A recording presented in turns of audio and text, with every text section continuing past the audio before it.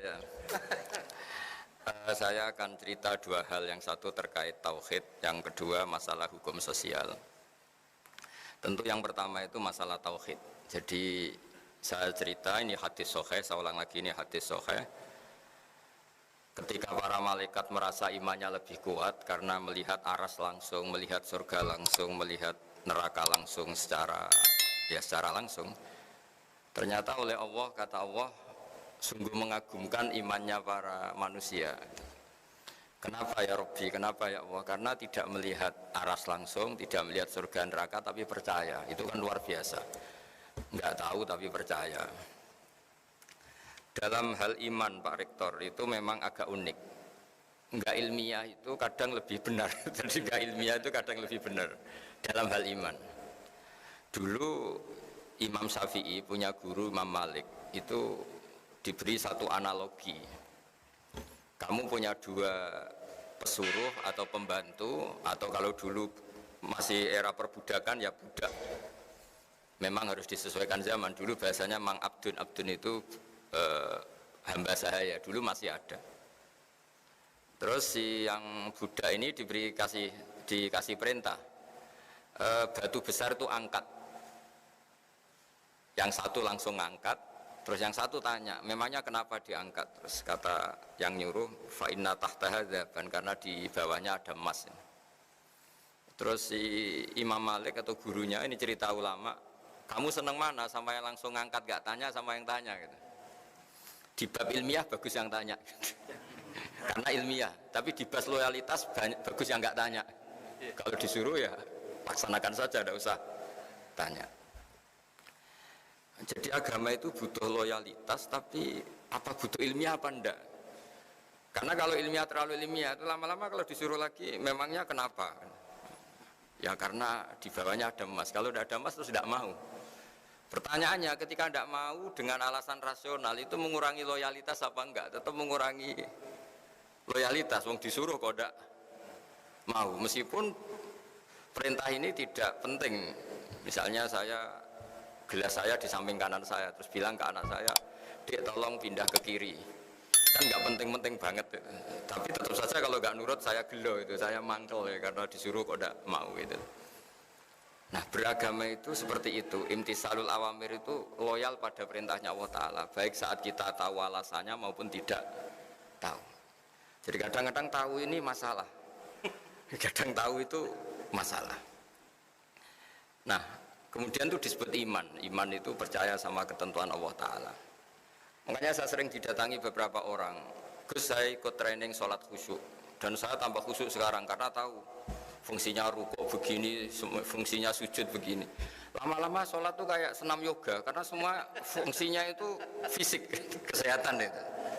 Tapi bagi yang nggak tahu malah pokoknya Allah nyuruh rukuk sujud itu, pokoknya disuruh ya kita nurut saja, nggak penting tahu. Karena kalau terlalu tahu nanti fungsi senam ini, fungsi sholat tuh kayak senam. Kalau terlalu apa?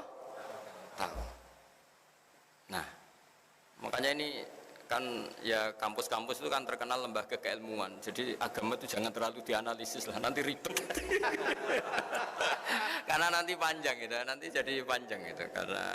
Karena kalau terlalu tahu itu jadi repot itu. Nah, tapi lagi-lagi agama itu tidak anti ilmu.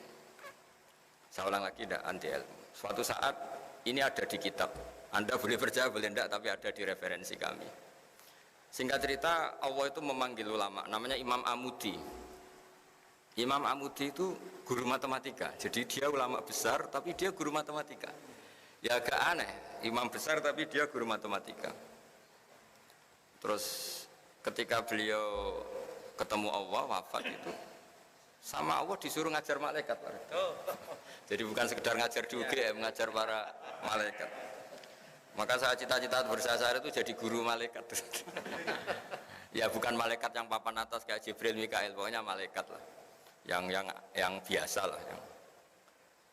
Imam Amudi itu disuruh ngajar para malaikat. Ini penting bagi kampus-kampus keilmuan kayak UGM, UII, semua kampus-kampus Indonesia lah. Malaikat sempat tersinggung, kenapa saya diajarin manusia tentang iman, wong kita tahu surga, tahu neraka, bahkan kita dekat aras, dekat alam langit lah, alam malakut. Terus Imam Mahmudi memberi penjelasan tuh ya pakai cara Indonesia mungkin ya pakai kapur, pakai bor, kalau di kampus mungkin pakai layar, pakai apa. Kenapa kamu punya iman sekuat imannya malaikat? Karena dia guru matematika bilang begini, angka 2 maupun angka 3 sampai miliatan sampai triliunan itu nisbatus naini wassalah sailama la nihayatalah, itu nisbatul far'i ilal asli. Mau angka kayak apa jumlahnya besar 2, 3 sampai miliatan itu dibanding angka 1 itu cabang ketemu pokok atau cabang dari pokok. Kalau bahasa Arab nisbatul far'i ilal asli.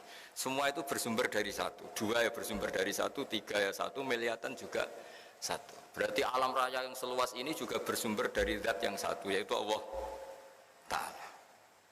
Artinya terus malaikat bertakagum. Ternyata cara iman seperti ini juga enggak kalah mantapnya dengan yang melihat surga langsung, neraka langsung. Karena nisbatus naini wassalasa ila ma la nihayatalaha nisbatul far'i ilal asli. Semua angka berapapun jumlahnya 2 sama 1 miliar itu sama. Sama-sama dibanding angka 1 semuanya itu asal usulnya tetap angka 1. Setelah itu Imam Mahmudi bikin gambar, mulai gambar yang rapi kayak gedung yang baik sampai gambar yang ruwet, sampai gambar yang enggak karu-karuan. Terus beliau, ini gambar ruwet, ya luas kan gambar ini ya, ruwet kan ya ruwet. Semuanya dari 1 titik. Mau gambar kayak apa, luwetnya, kayak apa memenuhi papan tulis tetap dari 1 titik. Ya, titik ini nuqtatul wujud. Semua inti wujud yaitu Allah Ta'ala. Nah, iman dengan keilmuan itu bisa semantap itu. Meskipun kita tidak tahu. Itu kan seperti mungkin ya yang menekuni ilmu medis mungkin tahu indikasi penyakit ini pasti begini. Kalau yang ahli Pertamina atau yang ahli geologi mungkin tahu kalau bumi seperti ini pasti kandung minyak. Kalau bumi yang gempa pasti ada patahan. Indikator-indikator gitu bagi ahlinya kan melahirkan satu keyakinan meskipun belum dilihat. Sama, meskipun kita tidak melihat Allah langsung, tapi mesti kita yakin, seyakin-yakinnya bahwa alam raya seluas ini semuanya itu nisbatul far'i ilal asli, semua itu cabang dari pokok. Artinya asal usulnya diciptakan oleh dasar satu al aslu yaitu Allah Ta'ala. Nah, kenapa kita menolak faham ateisme? Ateisme itu misalnya yang berkeyakinan tiada Tuhan atau tiada kausa prima atau tiada penyebab. Karena bumi ini kadung wujud, di mana-mana wujud itu penyebabnya harus lebih wujud, harus punya eksistensi. Masa kemudian kita bilang bumi yang wujud, yang ada, yang punya eksistensi, kemudian kita bilang penyebabnya itu tidak ada. Masa sesuatu yang tidak ada kemudian menyebabkan yang ada. Nah, di sini terus kita diajari Allah itu wajibil wujud, Allah itu eksistensinya harus ada. Karena alam raya ini kadung ada, di mana-mana kalau kadung ada ya penyebabnya harus ada. Nah, karena ini penyebab disebut kausa prima atau wujud yang super. Kalau dalam bahasa agama disebut wajibil wujud. Nah, hal-hal seperti ini yang menjadikan ilmu itu penting.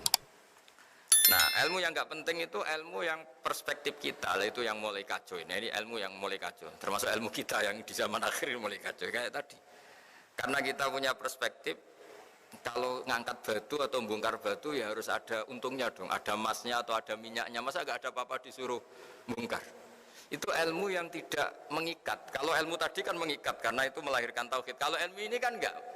Kita punya nafsu, punya selera, punya hitung-hitungan materi. Kalau kerja ya dapat sesuatu. Kalau ngangkat batu ya harus dapat emas atau minyak. Sementara ternyata bos kita hanya ngukur loyalitas kita, nurut enggak gitu. Padahal andaikan kita nurut, meskipun itu batu kita angkat gak ada apa-apanya, sudah dapat kredit poin karena kita loyal. Nah, di sini agama mulai gak boleh dipertanyakan. Gak boleh agama itu dipertanyakan. Kenapa zuhur itu 4 rakaat, yang subuh 2 rakaat. Lama-lama tanya, kenapa rukuk yang fungsi medisnya begini, fungsi olahraganya gini kok lebih lama, lebih kok repot nanti. Makanya saya ini ikut goblok Pak Rektor, karena ada tamu yang provokasi saya. Jenengan harus setuju ini Gus, biar kelihatan perintah Allah itu ada hikmahnya. Hikmahnya sujud, peregangan, apa pokoknya fisik semua. Tapi kalau saya setuju itu nanti sholat kayak senam yoga. Akhirnya saya yang mau guya-guya dok gak jelas. Karena ini ilmu sosial, jadi boleh setuju boleh enggak karena tadi. Nah, orang yang tadi disebut Pak Munjid tadi, yang dari pasar gelap tadi, itu mikir agama nggak mau jelimet. Padahal ada ilmu yang permanen, yaitu yang mengarah ke tauhid. Ada ilmu yang nggak perlu permanen, yaitu ilmu sosial. Ketika kita tanya, kenapa harus kita bongkar, apa ada emasnya apa enggak? Sebenarnya mental kita ini sudah materialistik. Kita mendikte bos kita untuk ikut perspektif kita, itu sudah keangkuhan dalam bahasa Allah. Yaitu yang dilakukan iblis.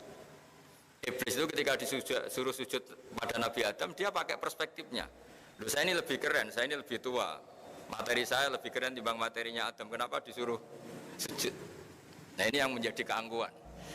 Dia mendikte Allah untuk ikut perspektif dia, padahal Allah maunya itu ya sudah nurut saja, yang merintahkan saya. Nah, saya mohon teman-teman di UGM juga semuanya, kalau beragama itu jangan pakai perspektif kita. Kalau pakai perspektif kita ya repot. Nanti pakai teori untung rugi. Nah, nanti lama-lama ibadah yang perspektif cara Arab Saudi mungkin haji karena mendatangkan devisa misalnya. Kalau perspektif menurut kiai mungkin orang sowan gitu karena melahirkan itu kan ya ribet kalau semuanya pakai perspektif gitu. Nah, bagi orang yang kuper mungkin ibadah terbaik itu bersemedi karena dia sudah senang kumpul orang. Nanti pakai perspektif sendiri agama ini nggak bisa selesai. Nah, makanya kemudian lahirlah tokoh-tokoh sosial diantaranya Imam Ghazali, Imam Syafi'i itu dia menekuni ilmu sosial. Nah, karena agama ini berkesimpulan akhir subhanaka ma khalaqta hadza batila subhanak rabbana ma khalaqta hadza batilan subhanak. Ya Allah, semua yang kau ciptakan ini tidak ada yang sia-sia. Kemudian Imam Syafi'i merajut satu ilmu disebut ilmu sosial yang positif atau yang optimis. Saya berkali-kali cerita kalau Imam Syafi'i diceritanin orang tadi yang ketemu engkau cium tangan hormat itu kalau di luar ngerasani jenengan, ngata-ngatain jenengan. Imam Syafi'i tertawa tak senang. Berarti saya hebat. Hebat gimana orang itu munafik di depan Anda hormat, di luar enggak? Berarti saya wibawa, di depan saya agak berani. Jadi dia anggap enteng saja apa? Berarti saya wibawa, buktinya di depan saya enggak berani. Dikira itu kan terus dia kaget Imam Syafi'i, ternyata enggak. Terus dikasih tahu lagi, separuh dari kampung ini nggak seneng sama jenengan. Baguslah, berarti separuh kampung ini nggak mungkin utang saya, karena nggak seneng itu mesti tidak utang. Itu kalau seneng malah pinjam mobil, utang, ribet. Nah, semenjak itu terus agama menjadi indah, asik. Makanya saya berkali-kali kalau ada baru nganten anyar itu, kalau nasihat saya, kamu kalau istri kamu marah ya bagus. Barokahnya marah nggak seneng tuh nggak minta ke mall, kalau harmonis malah minta ke mall mahal kata saya.